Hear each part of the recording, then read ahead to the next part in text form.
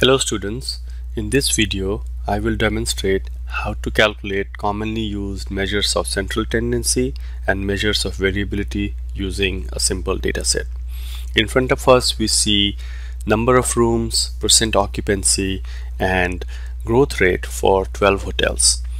We will be using number of rooms for doing most of the calculation, but once in a while we'll be using a couple of other variables and I will explain to them when we get there. The measures of central tendency we'll be calculating are mean, also known as arithmetic mean, median, mode, weighted mean, and geometric mean. And measures of variability we'll be calculating are range, standard deviation, variance, and coefficient of variation. Excel allows us to calculate several of these measures using already embedded functions, and those functions are listed here in column I. Let's get started and see how we can use these functions. First, let's calculate mean number of rooms. For example, we wanted to know what is the average or mean number of rooms available in the hotels here. So I will use average function equal average, and within bracket I can simply select the range of values and close the bracket. So that gives me the average number of rooms to be 122.9.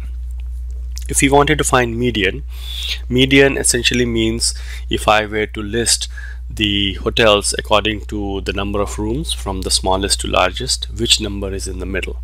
Now clearly I have 12 hotels and so there is no middle, right? There are two middle hotels, will be 6th and 7th rank ordered hotel.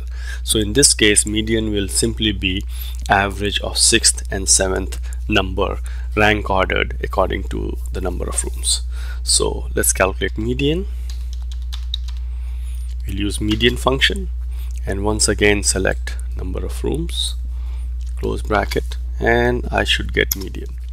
So median is 120, which essentially means that maybe the 6th and 7th number in a row were both 120, so average of those two is 120. Mode is the number which appears most frequently in a data set, and we can calculate mode by using function mode. Once again select the column of data and then close bracket, and mode happens to be 120 as well, which is quite clear because I see 120 appears 3 times and no other values appear 3 times. Weighted mean. Weighted mean is a measure of central tendency when one variable needs to be weighted by another. In this case, perhaps we can use weighted mean. Perhaps you can use average occupancy calculation as a demonstration for calculating weighted mean. So occupancy for each hotel is listed in column C. Number of rooms are listed in column B. Now if I were to ask somebody what is the average occupancy of hotels in this region, I will have to multiply the occupancy with the number of rooms, add them all up, and then divide by total number of rooms. Only then I will be able to get the average occupancy. Excel has a function called sum product which adds the multiplied values. In other words, if I were to say sum product of column B and column C, which will be same as multiplying 120 by 90 plus multiplying 70 by 65 plus 120 by 94 and so on. In other words, the two columns will get multiplied and then added together. So that will give me the numerator for weighted mean, and then we can divide by total number of rooms by using a sum function. So let's see how we can do that. So I'm gonna hit equal sum product, and then within bracket I have to give different columns which need to be multiplied.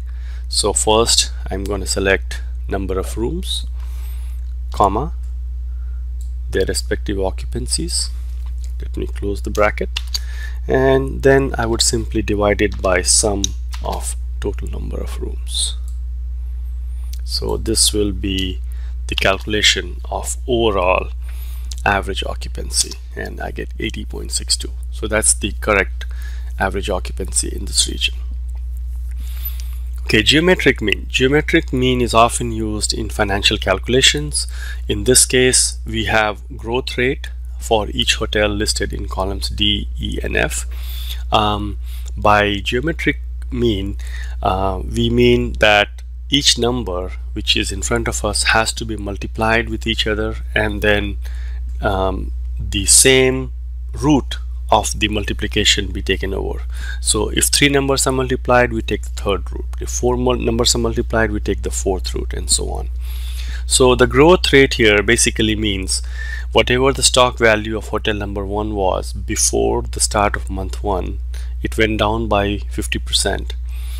Whatever the value of stock was at the end of month 1 went down by 275%, and then went down to 80% the third month. And similarly, we can see how the stock performance changed for each of the hotels. So let's say we wanted to find what is the monthly growth rate for each of the hotels. We can do that using the function geomean. So let me just do that in column G here. So I'm going to call it geomean for each hotel, and I will start by calculating for the very first hotel. So simply say geomean, and then within bracket select the 3 numbers, and we hit enter. We get the geometric mean for the first hotel. Now I can complete the calculation for every single hotel which are here. So I can see that hotel number 12 looks like is growing by roughly 10%. Hotel number 11, its value is going down by to 96% every month, and so on. So we have calculated geometric mean. Now let's look at the measures of variability.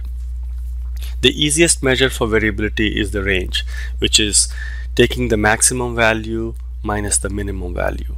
So if I wanted to find the range for number of rooms, I would go ahead and use max and min function in the following way.